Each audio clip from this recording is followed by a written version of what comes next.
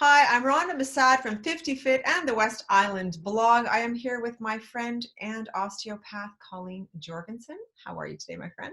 I'm good. How are you, Rhonda? Good. I'm going to make a shot at the title. You're an osteopath, pain care educator, therapeutic Pilates, and yoga instructors. How did I do? You did fabulous. All right, lady friend. Okay, so you're in the 50 Fit program with us today because you have been in my life for quite some time. I started out having back pain 100 years ago. It feels like my L5S1 was degenerated beyond repair, wheelchair for Rhonda. I found you. I don't remember how I got to you, but God sent you. I don't remember either. It's been such a long time. And we worked through Pilates therapy. We worked through osteopath. We did years and years of getting me on my feet. And for that, I'm actually teary-eyed because it's actually true. So there we were together for years.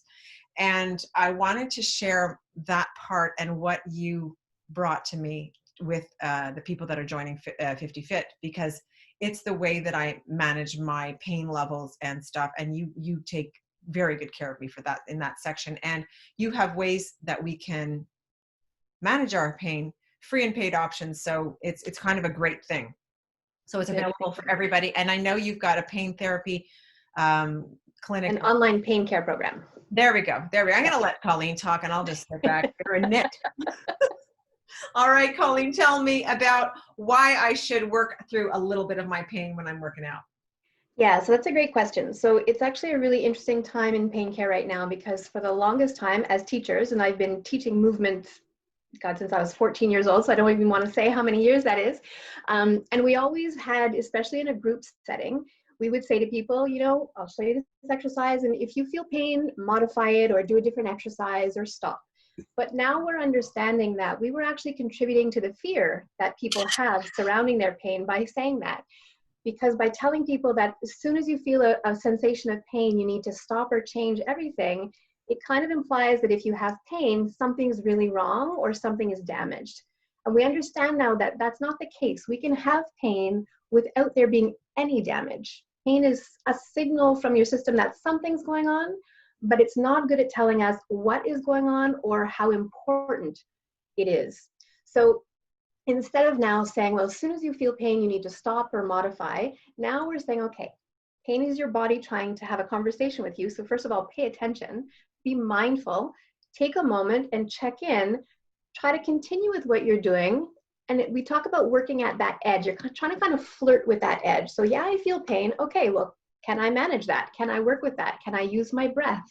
Can I use my thoughts? Can I use my past experiences to say, oh, you know what? Yeah, I feel a little pain, but it's okay. And then you see, can you work with that? And usually the answer is yes. And so you keep going. And then that's a great way to sort of teach your nervous system, oh, okay, well, every time I have pain, that doesn't mean we're in this huge crisis, which is a real win for the system. If on the other hand, you do that experiment and no, it's just getting worse, it's just getting worse, it's just getting worse. Okay, well, let's reevaluate. Maybe in that moment, you do need to modify or try a different exercise, but it also still doesn't mean that you can never do that exercise again. Every single day, we're a new set of cells, we're a new body, we're a new physiology. So every day, I think of it as like an Etch-a-Sketch. You're coming with a clean slate. So the next day, try the exercise again and see how it goes. Maybe that night you got better sleep. Maybe that morning you didn't have an argument with your spouse. All those things will factor in. Over a tech issue. Yeah, a tech issue that Rhonda and I had very bigly trying to get on this morning. That's okay. We ended up getting there. We ended up getting here. So how does that resonate with you? It actually does. It scares me in a sense because it's not what we've been programmed to do, like stop. So I think Caire has the same kind of philosophy, like we adapt, we try. And, in the acute phase, she's got us going for, like when you're acutely injured, you have to take the time to rest, but then you have to decide when the acute phase is over and then you move through the pain. Exactly. That's an excellent point. It's very different when we're talking about acute issues compared to a chronic issue, completely different. And we have to adapt, just like you said. Yes. And strengthening is a huge way to relieve some pain. Am I correct? I would say, I would put a caveat on that. That movement is a really important way of getting through pain. Sometimes that means strengthening. Sometimes that means mobility. It's usually a combination of both, but movement is important. Movement. Go ahead. Yes. being able to move and feeling safe in our movement goes a long way in informing our nervous system that, okay, pain doesn't have to be life-ending. It doesn't mean that I have to stop all the things that I love doing. So every time we have this saying in the pain care world, what you fire is what you wire. So what that means is any thought you have, any activity you do, any movement you do, that gets tattooed on your nervous system. So if every time you go to do a movement and you're afraid of it, or you push through the pain and it gets worse, then that wires together in your system to say, well, when I move, I'm going to be in worse pain. So now the next time you go to move, your nervous system, in anticipation of that, tries to protect you with more pain or muscle guarding or anxiety, those kinds of things.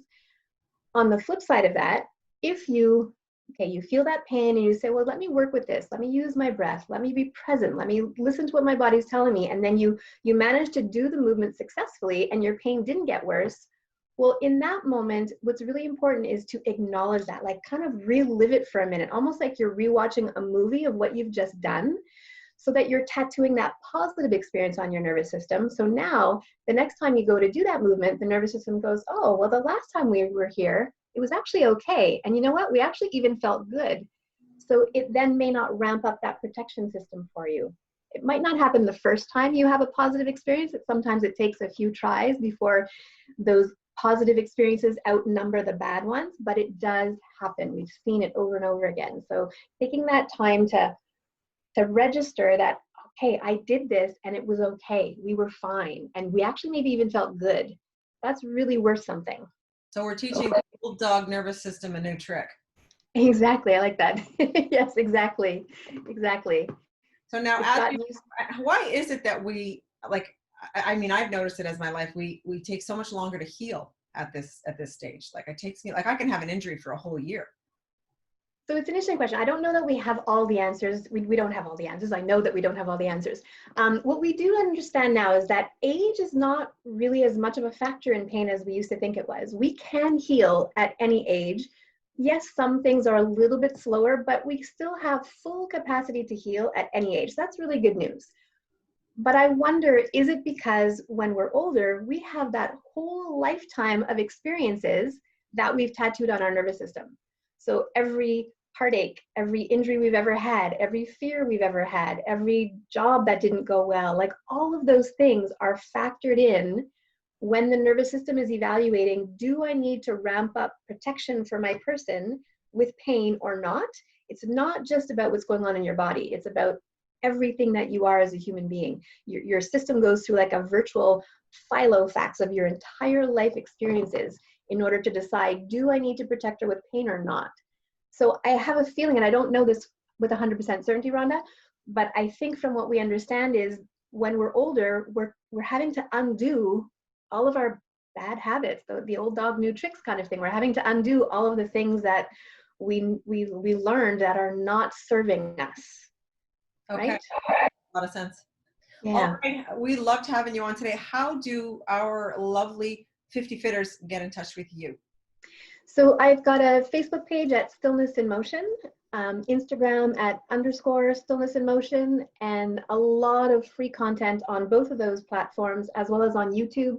I think I have over 65 free videos now. It's all on self-care, pain management.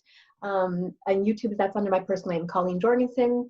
And I just launched my first online pain care program. That is something I will be launching again and again, so you can keep your eyes open for that. It's called Discover to Recover, and that you'll see on all those platforms as well as on my website, which is ColleenJorgensen.org.